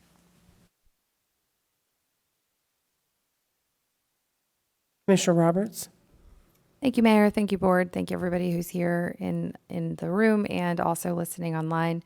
Don't really have much to say except have a really happy and blessed Thanksgiving. Commissioner Buffalini? Thank you, Mayor. Thank you, Board, and thank you to all citizens. Couple of things. I really want to thank the Natchez Greenhouse presentation. That was I enjoyed listening to that for the second time. I had the pleasure of actually visiting their property, and it's funny because I've driven down 96 hundreds of times, and I'm like, look at that overgrown property, and then to realize he opened my eyes, him and his wife opened my eyes to that it's not overgrown, it's actual art, and it's just beautification of a property. So thank you very much for your presentation today. I appreciate it, and I'm glad that the schools, Williamson County School Board, and the schools are going to be doing something with you with that as well. Perhaps one day the city of Fairview can utilize your services as well, because I know that you offer that as well for some properties. So thank you very much, and I appreciate you and your daughter coming down to present to us. Couple of things. So the other night at the planning commission, at the planning meeting, some citizens had spoken, and I just want to thank them, and I feel for them. I'm sorry for what they're going through, and I do know that they're going to be speaking at our next meeting. Some of them are away right now at a wedding in Vermont and where else they are. But I just want to encourage citizens to, if you have issues or anything, to please come speak to us. We listen. We're going to listen to you. I promise you that. We're going to listen to you, whether it's something we can do or not. I know for this situation, our hands are tied with a lot of things, but there is some options that our city can assist with. And I believe our planning department is going to be doing that. They sent out an email earlier clarifying some things. So I appreciate our planning department getting on that, and our city manager as well. So thank you very much for that. And the last thing I want to say is please don't forget District 7 voting at the Recreation Center is open so for District 7 Congress. So please go and vote. It's open till the 26th, and Election Day is on December 2nd. So, and that's for our our congressman, replacing Mark Green's seat at U.S. Congress. So please do your civic duty. Go vote. We need you guys out there. We need you to vote. So we encourage that a lot. And I had one more thing, but I'm going to leave that up to Vice Mayor McDonald to make that announcement. So thank you, Board. Vice Mayor McDonald? Guess we'll find out if I knew what he was talking about or not. The World Series. I'm World assuming. Series, Super Bowl, whatever. One of those big games, right? Super Bowl. So yeah, great discussion tonight. Board, great discussion. FRA members, thank you for coming out here. I know some of you have been on that board for a long time and are more passionate about some of this stuff than the crazy ones that throw their name into these elections. But we do appreciate everything you guys do, and I appreciate the conversation today. And I don't know what the future looks like, but I know that if we put our minds together, we'll figure it out. Thank you for your passion. I thought that was pretty entertaining. I wrote down a ridiculous amount of words that I don't even know what they mean, but I'm going to go home and Google them and see if I learned something. Happy Thanksgiving, everybody. Keep that in mind. Be with your families. Appreciate what you got.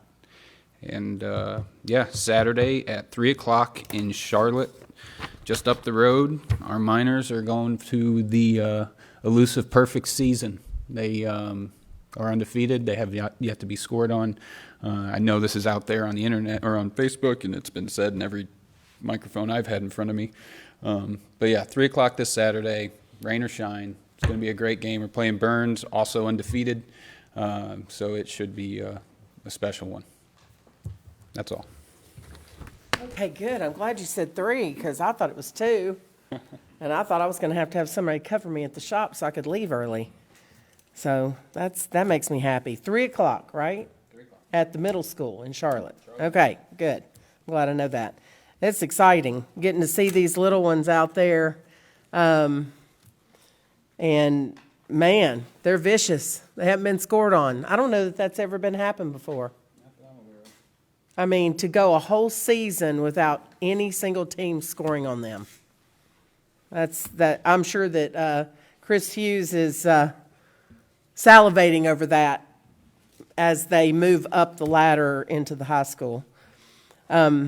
Just wishing everyone a happy Thanksgiving, good time to be with your families, and just like Vice Mayor McDonald said, just appreciate what we have. Mr. Madowski, I hope I said that right. Very good. Okay. I love fruit trees, and I love Japanese maples. So I would like to get in touch with you and come check your place out. Is that cool? And thank you for your passion and wanting to work with kids and teach them about this. So many of our children, I guess during COVID and different times, really got on those computers.